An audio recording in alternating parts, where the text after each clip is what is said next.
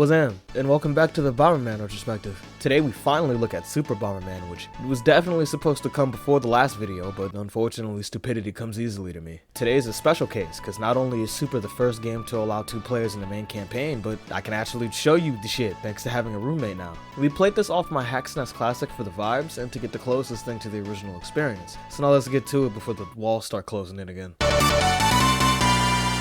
Now you're not gonna believe this, but there ain't that much info out there. By simply looking at the credits, you could tell that it's mostly a new team again. My best assumption is that this is due to the change in consoles. One of the many downsides of a yearly release schedule is that absolutely no team in the world can do everything at once. Although there are a lot of things that would be interesting to get more info on, such as whether the region differences are the result of localization or the Japanese release being rushed, as most of the changes are present in that version's files, but either go incomplete or unimplemented. Would love to know why we couldn't get the story cutscenes too. Makes Black Bomber a lot more understandable here. Speaking of which, multiplayer was clearly a big focus during development. Not only did it offer the first 2-player campaign, but it also created the first SNES multitap to allow for 4-player battles. This would go on to be one of the most important accessories in the console's history, helping to popularize couch multiplayer and even allowed for more players in later Bomberman games. Also, I'll never understand why the US box art looks like this. The art isn't even bad. I even kinda like the children's storybook Looney Tunes aesthetic. This is just a super unnecessary and confusing change. The most confusing part is simply how they thought American kids would like this more. I almost want to hear from people of the era to see which game they would have chosen going purely off the box art. Surprisingly enough, even though this thicker Bomberman design wasn't being used in the games anymore, the Japanese commercials were still using it. Probably just to keep consistency with this little intro they had, but even more interesting is this claymation ad. The fact that this game has more ads than any of the ones before, and its vast popularity, led me to believe that this game had much more marketing than them, but I can't find much besides these magazine ads and this cursed ass Nintendo Power article. To be fair, this shit is fairly informative on how to play the game and its mechanics. I think the only thing inaccurate is whatever the fuck it's yapping about here. It's cursed because of these goddamn renders, man. They start off fairly passable for early primitive CG, but then fucking Bomberman appears. Like, why does he look like that? I don't even know what to call this player build. The side view is just fucking nuts. The upkick in marketing is why I believe this was meant to be the biggest Bomberman game yet. Makes sense, the SNES was almost a completely different market compared to the TurboGrafx, especially in America, so making sure the first impression made an impression was a necessity. The story here is much smaller in scope compared to what we've been seeing lately, but it still manages to be fairly interesting in its briefness. The most interesting aspect here has to be Black Bomber's unexpected face turn. He catches wind of a new villain, Karat Diamond, and his cohort Dr. Mook's plan to send a fake Bomberman to capture White Bomber and harness his advanced capabilities. He attempts to take on the robot before they can even make it to White, but gets his shit rocked and his castle stolen for his troubles. Managing to escape, he finds White and they team up to take them on head to head. By the end of the game, you destroy all the copy bombers they created and send them— wait a minute, this don't look like jail? It's like they just beat their ass and left them for dead. There isn't any elaboration on why Black has a change of heart, but I like contextualizing it as him having an issue with the fake Bomberman they created. Kinda adds character depth since they can put their differences aside to go against a bigger threat. And it does help multiplayer feel even more like the definitive experience. Another innovation has gotta be this box art. This is technically the first implementation of this Beat-A-Man-esque design, and it's always been one of my personal favorites. I love how square the head is compared to the rest of the body without having sharp edges. The enemies all translate beautiful as fuck too. There's so much energy here. Considering that this is the game that's gotten the most ridiculous with enemy types so far, showing them off in this big ensemble pick is chef's kiss. The game's visuals themselves are very impressive to say the least. Usually this more 3D-esque style can feel a bit uncanny to look at after a while, but this game's art style circumvents this issue entirely. Detail has been ramped up to an insane degree, combining with this new perspective to create this diorama type look. The variety and locale has been ramped up too. While before the aesthetic would swap once at the beginning of each world and stay consistent the whole way through, now it swaps midway through the world, occasionally up to even 3 times, really using that extra processing power to create the most varied amount of enemies and surreal imagery we've seen yet. Its use of color really helps with that, as the Super Nintendo's increased color palette allowed them to not only make it more vibrant than ever before, but consistently fresh. I don't think I should really have to tell you if the music is fire at this point. Jun Shikuma never disappoints, but there's something interesting to point out. A lot of this game's soundtrack is actually remixes of the first PC Engine game's OST.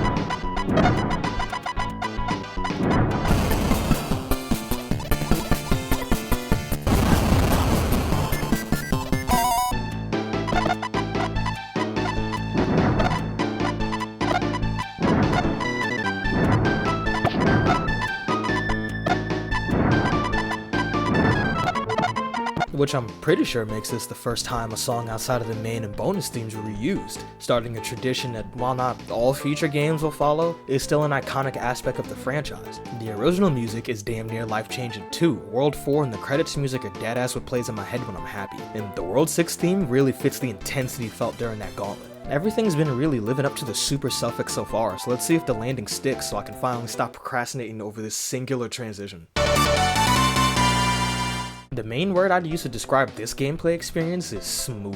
I don't know if playing with an actual SNES controller had an effect on this, but the controls feel super tight and responsive. It's probably the best we've had so far, since the starting speed feels just right, and the preciseness of the handling makes quick thinking and strategy even more fun to pull off. The vast enemy variety and bosses really help with this, as the game's always throwing some interesting abomination your way, especially in the boss's case. Once again, they're huge, and once again, I really like the design philosophy here. They all look like man-made machines, except for the second one, which looks like a giant clown head for some reason. Even though past villains have used robots in their armies, you can tell it's more of a side thing for theirs, versus these guys where it's like more the opposite. And the patterns help keep shit fun too, as while not every move is unique, every enemy and boss brings something to the level they're placed in. The bosses might be at their best in this aspect, as each encounter feels impactful and desperate. This gauntlet of fake bombers feels so tense it kept us on edge the whole time, and my favorite thing is finally making use of the kick for the final boss fight, as you can only get those final few hits in by aiming it correctly. There weren't any moments where I'd groan due to it feeling like enemies shouldn't be put together.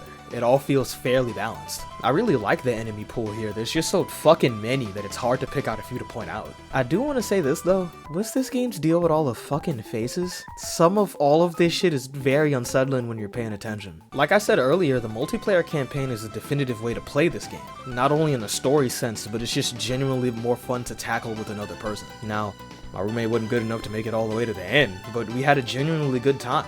I kinda can't wait to go through the rest of these.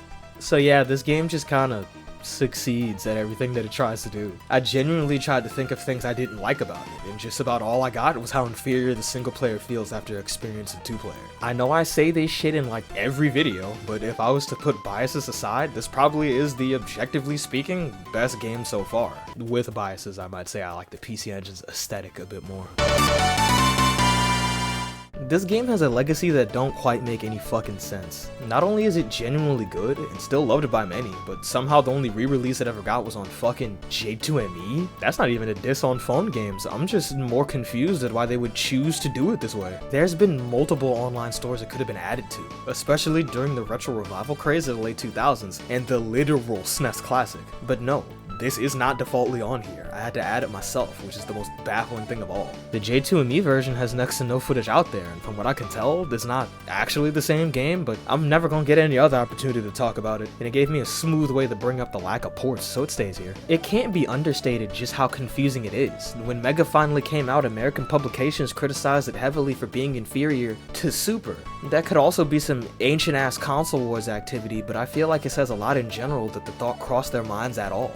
This game started one of the longest running sub-series in this franchise. They're literally the only ones they make anymore, so it'd be nice if Konami put a little respect on it and gave them a collection like they do for fucking everybody else. But I guess one game every 6 years is good enough for them. God damn, that was angrier than usual, I'm sorry. Preservation has just become a big talking point nowadays, especially since cartridges can only last so long. But even without that, the history of these long-running franchises should be preserved. I shouldn't have to emulate this or hack it onto my SNES Classic, it should just be accessible to me. On a much lighter note, this game is genuinely great. I'd say this and 94 are great introductions for new players. You just kinda get it when playing these two. It's like the controls melt into your hands and make shit feel effortless. It's truly super.